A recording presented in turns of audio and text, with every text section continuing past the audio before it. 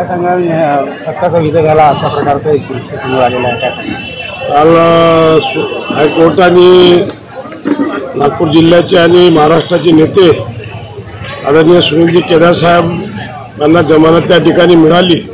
20 वर्षा अगोदरचं हे प्रकरण होतं तेव्हा आता सुनीलजी केदार NDC बँकेचे अध्यक्ष होते आणि त्यांच्या हातून शेतकऱ्या हितासाठी नागपूर जिल्हा चांगला झाला पाहिजे या दृष्टिकोनातून एक चांगली नियोजनबद्ध कार्यक्रम त्यांनी त्या ठिकाणी आखला आणि शेअर्सच्या माध्यमातून ते पैसे इन्व्हेस्ट करण्याचं काम सुनीलजी केदार साहेबांनी त्या ठिकाणी केलं। आणि या मागचा मुख्य उद्देश होता की प्रत्येक शेतकऱ्याच्या शेतामध्ये घर राहिलं पाहिजे त्यांची ते आणि प्रत्येक शेतामध्ये घर राहिल्यानंतर त्यांच्या शेतमालाचा जो शेतमाल निघतो तो शेतात मग त्या ठिकाणी राहिला पाहिजे या दृष्टिकोनातून त्यांचा तो नियोजन होतं। परंतु कुठंतरी त्यावेळेस रोखे घोटाळ्यामध्ये ते रोखेचे मालक होते त्यांनी त्यावेळी धोका दिला आणि त्यामुळे सुनीलजी केदार साहेबांवर त्या ठिकाणी हे प्रकरण लादलं गेलं आणि सुनील केदार साहेबांनी कोणत्याही प्रकारचा 1 रुपया ह्या मधला 153 कोटीमधला 1 रुपया स्वतःसाठी न वापरता त्या ठिकाणी इन्व्हेस्ट करण्याचं काम केलं आणि सर्व संचालक मंडळांनी त्यावेळेस मंजुरी दिली होती। परंतु आज आमच्यासाठी ते प्रकरण जमानत झाली। नागपूर जिल्ह्यातील सर्व जनता आज या ठिकाणी वाट पाहत होते आणि मागच्या 25 वर्षामध्ये मागच्या 5 टर्ममध्ये आमदारकी होते, मंत्री होते, अनेक चांगले विकासाचे कामं या जिल्ह्यामध्ये आणि संपूर्ण महाराष्ट्रामध्ये घडून आणण्याचं काम काय त्यांच्या माध्यमातून त्या ठिकाणी झालं। म्हणून आज प्रेमापोटी सर्व नागपुरी आम्ही कोणतेही नियोजन त्या ठिकाणी केलं नव्हतं।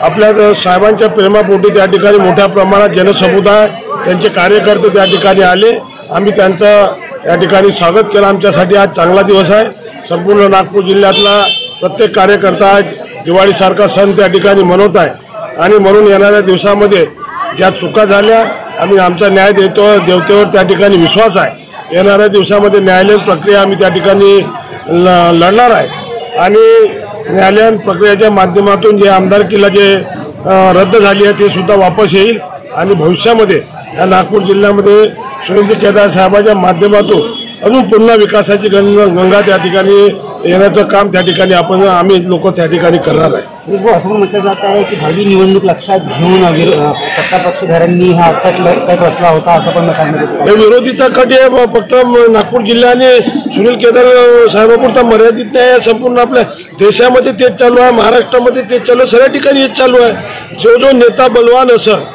जो BJPच्या विरोधात बोलत असं त्याच्यावर अशा प्रकारची कारवाई करण्याचं काम खऱ्या अर्थाने त्याच्या माध्यमातून त्या ठिकाणी होत आहे। मागच्या 2.5 वर्षामध्ये जे त्याचं सरकार आहे ते एकनाथ शिंदे खोके सरकार हे असंच काम त्या ठिकाणी करून राहिले। म्हणून येणाऱ्या लोकसभेच्या निवडणुका असो, विधानसभा असो, जिल्हा परिषद संपूर्ण महाराष्ट्रामध्ये एक हाती जिल्हा परिषदची सत्ता आणण्याचं काम सुनीलजी केदार साहेबांनी त्या ठिकाणी केलं। पंचायत समितीमध्ये 13 पंचायत समितीपैकी 11 पंचायत समिती काँग्रेसच्या ताब्यात आहे, कृषी उत्पन्न बाजार समिती काँग्रेसच्या ताब्यात आहे। हे सर्व चाळे विणण्याचं काम सहकार महर्षी आदरणीय सुनीलजी केदार साहेबांच्या माध्यमातून त्या ठिकाणी झालं। म्हणून अशा प्रकारचे विरोधी लोक त्या ठिकाणी करणार आहे। सत्ता पक्ष नेता यांना त्यांना हे पण भीती आहे की रामटेकची लोकसभा त्यांच्या हातातून जाणार आहे आणि केदार साहेबांचं तिथे वर्चस्व होणार आहे, काय सांगाल?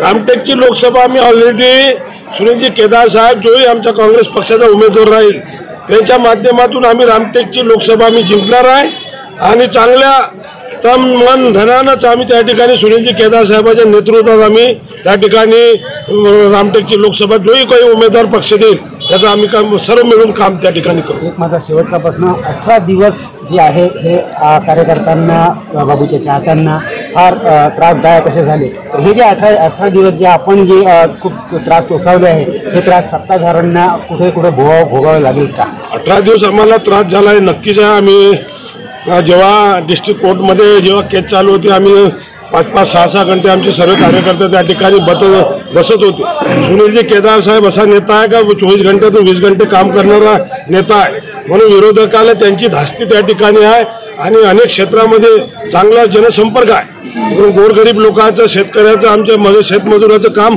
खऱ्या अर्थाने सुनीलजी केदार साहेब त्या ठिकाणी करते। म्हणून सारी भारतीय जनता पार्टी असो का विरोधी जो विरोधी असा ते सुनील केदार साहेबाला संपूर्णाचं काम करते परंतु सुनीलजी केदार साहेब कोणाच्या बापाकडून संपन्न हे मी सांगतो. आपले जे कार्यकर्ता गण आहे, जे चाहते गण आहे, त्यांना काय संदेश आपण काय नाही, सुनीलजी केदार साहेबांसाठी संपूर्ण जिल्ह्यातून जे लोक आले, स्वतःच्या मर्जीने आले, आम्ही कोणत्याही त्या ठिकाणी गाडीची व्यवस्था न करता आले. मी सर्वांचा आभार व्यक्त करतो. भविष्यामध्ये सुनीलजी केदार साहेबांच्या नेतृत्वामध्ये हा जिल्हा सुखाने संपन्न करण्याचा विश्वास आम्ही या ठिकाणी देतो.